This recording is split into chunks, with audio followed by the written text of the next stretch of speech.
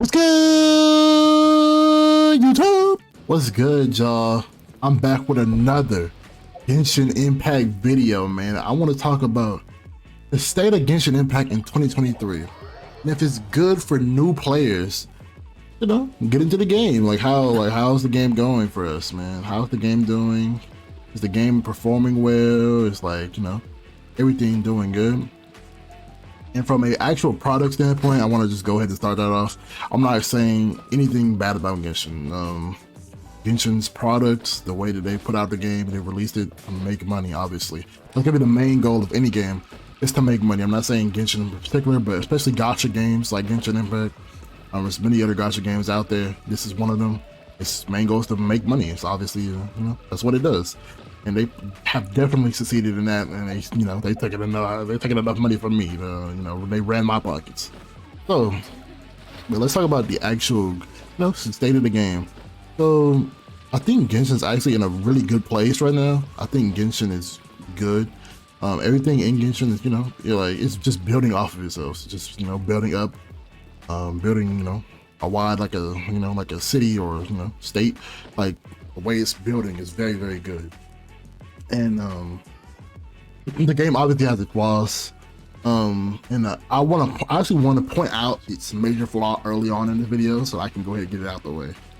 The major flaw in Genshin Impact is gonna be its in-game, and I think there's multiple reasons for that. And I think that the reason why this game does not have a real in-game, like, you can say the Spiral Abyss is an in-game, but after you 3-star it, you really, is it really an in-game, guys? Like, let's be honest. Spiral Abyss, you can say it's an in-game. It's not really. But the reason why they're not gonna add an in-game is so that this is a gacha game, guys. They never want you to feel satisfied with the game. They're never gonna want you to feel satisfied, which is why they'll never add an in-game, so that you'll always want more from the game. You always want more out of the game, but it's just enough for you to keep playing it. And I think that that's a really, really, great business idea, but for the actual product, that's not what we want as consumers, right? And that's not the devs' fault. The devs are not making that decision. Oh, well, let's not give them any in-game because, whatever. No, that's a more of a upper company thing, like shareholders and stuff like that are making decisions like that to keep their pockets filled, bro. They're trying to keep their pockets filled with money, and there's no problem. I don't have a problem with that. I really don't care. I would love for this game to have more of an in-game, more content like the Spiral Abyss. Spiral Abyss is some of my favorite content in the game. I have not even completed the Spiral Abyss that's out yet. And, I've never really completed the Spiral Abyss, but it's still some of my favorite content in the game because I can use my character's abilities, all the artifacts that I've been grinding for, my artifacts and everything like that. All these artifacts in here, constellations on characters like Lee. That's the stuff that you get it for the gameplay's in game, right? Obviously, I would say, but they made it like that so where you can play their other games. I think Genshin or Hoyoverse, the creator of Genshin, they have multiple games. There's some of them that do have in-game. If you want, I'm not gonna sit here and promote their other games. They ain't paying me. But if you want to, go and look at that, just look at Hoyoverse games, something like that. You're gonna find their different games, and they have a lot of different games that are actually good.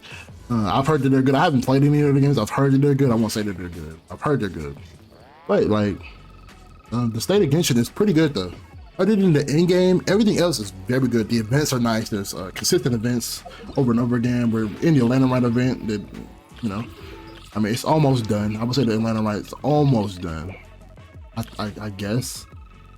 Or at least this part of it is, because OET have already gotten everything from here, They gave us 10 summons for free. That's nice. New characters come out every 2 weeks or whatever. Every 3 weeks, something like that. Every 20 days, I think, to be exact. New characters come out, and it's just been fun. The events, like I said, the events are good. Everything about the game has been good. I have no complaints about the game Genshin Impact right now. So I'll say, if you are a new player and you were looking to get into the game, I think it could be a good idea for you to, do that. Genshin Impact is very fun. But if you have any like addiction problem or something like that, do not play this game. It's a gacha game. I want everybody to know that it's a gacha game. You can play this game free to play, but you're never going to be at the same level that somebody that pays to play is. Like if you ever watched any Slice videos, or there's a YouTuber I reference every now and then. Slice, he's a good YouTuber, everything like that. But he spends a lot of money on the game. He can C6 any character he wants to.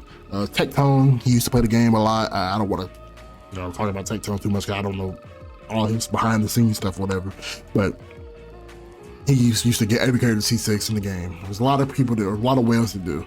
That's what they're called. They're referred to as whales. The people that spend a lot of money on the game to get everything out of the game. But yeah. So, like I say, if you are a beginner, you want to get into Genshin Impact in 2023, I think it's a good idea. Genshin Impact is not made to fulfill you; it's made to make you want more of Genshin Impact, and they do provide that more. But they will provide that more periodically to make you stay in the game for as long as possible. They want you to play their game as much as possible, and I don't see that as a bad thing. I just see that as something that some consumers may not like. I don't like it as much, but I continue to play the game because the gameplay is so fun. But I do think that a lot of consumers do like that because a lot of consumers want to play games casually, so they're not going to be able to play the in-game as much as other people anyways. The Spiral Abyss is enough for them. So I think that conclusion to this video, like I said, new players, y'all are very welcome to play this game. I think it's a good idea for you to invest your time into this game. Or if you have some free time, play it every now and then. But don't make it to where you playing it super a lot, because if that's the type of game you're trying to look for, it's not this one. You're not gonna be able to play this game every day, all day. It's not enough content for you to. All right, guys, if you like this video, like, comment, subscribe.